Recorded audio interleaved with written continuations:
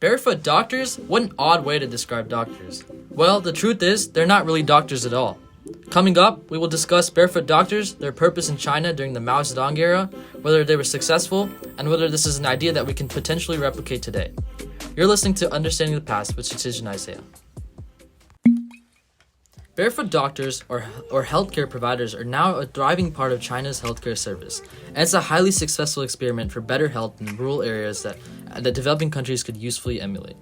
Barefoot doctors were not really doctors. Several decades ago, during the Cultural Revolution in China, thousands of peasants were chosen to complete an intensive 3 to 6 month medical training program teaching anatomy, birth control, bacteriology, etc., in order to improve and provide basic healthcare. Barefoot doctors helped to reduce healthcare costs in the PRC and provided primary care to rural population.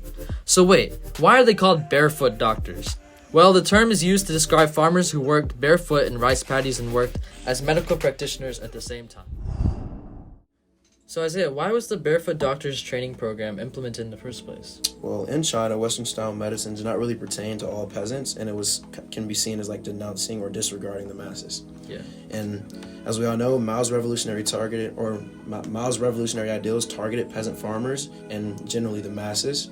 So with diseases such as cystomasis and other common illnesses, it was essential for the rural farmers to have some sort of health care to be successful. Right, yeah. And so therefore I've seen that the purpose of barefoot doctors was like bring healthcare into these rural areas in which they didn't already have through urban doctors.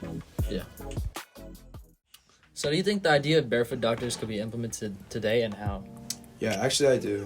So generally in the 21st century, a modern barefoot doctor is someone with like 2 or 3 years of training. So I feel like today we can emulate this using our artificial intelligence and big data assisted support. Certain apps and tools can guide in asking the right questions, recommend treatment, and see these diagnoses. So with this, we can see a resemblance of a barefoot doctor today. Yeah, and there's boot camps and training programs like in many careers, but it's possible even in the medical field too. And also my dad is doing something similar too. He's building a platform for this exact thing. Yeah.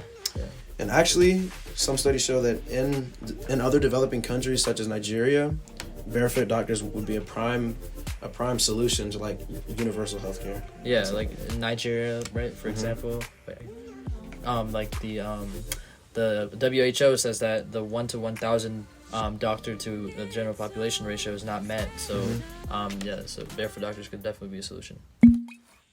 Is the practice of barefoot doctors a prime example of universal healthcare? Before I answer the question, what would you describe as universal healthcare? Well, universal healthcare is when all people have access to a full range of quality health services that they need, and where they need them, and it's without financial hardship. Yeah, well, based off your definition, I do agree that barefoot doctors was a prime example of universal healthcare. In China, everybody had access to the healthcare, and it wasn't super expensive. Also, Dr. Winnie Yip, a professor at Harvard, states that the program reached everybody, so it was universal healthcare, and it's very core. And I agree with this because everybody, whether they were a peasant or not, had access to this, and they didn't have to pay a lot of money. So I do believe it's a prime example of universal healthcare and can be used today. So Isaiah, the final question I have for you is, was the campaign ultimately successful? Yeah, definitely. The barefoot doctors effectively reduced the healthcare cost in China and effectively solved many illnesses and diseases in China for the rural population. Dr. Paul Basach of Stanford University, who made a visit to China in 1984, reported back that there indeed has been a 90% reduction of cystomasis in some regions, which was a disease that affected farmers in China during that time. Wait, so if the program was so successful, why did it fall apart? Well, the program began to fall apart in the 1980s and the 1990s when there was less financial support for it. So, Gotcha, that makes sense. yeah, but ultimately I do feel like it was successful. The Barefoot Doctors program helped promote Mao Zedong's image as a leader who cared for the rural population's well-being. Mao was able to maintain their support by improving the standard of living of rural residents and fighting disease, which ultimately facilitated in his maintenance of power. Special thanks to Harvard Public Health, NPR, and National Library of Medicine, which were used as reputable sources for the information which you have received in this podcast. Thank you for listening to the Understanding of the Past with Satish and Isaiah.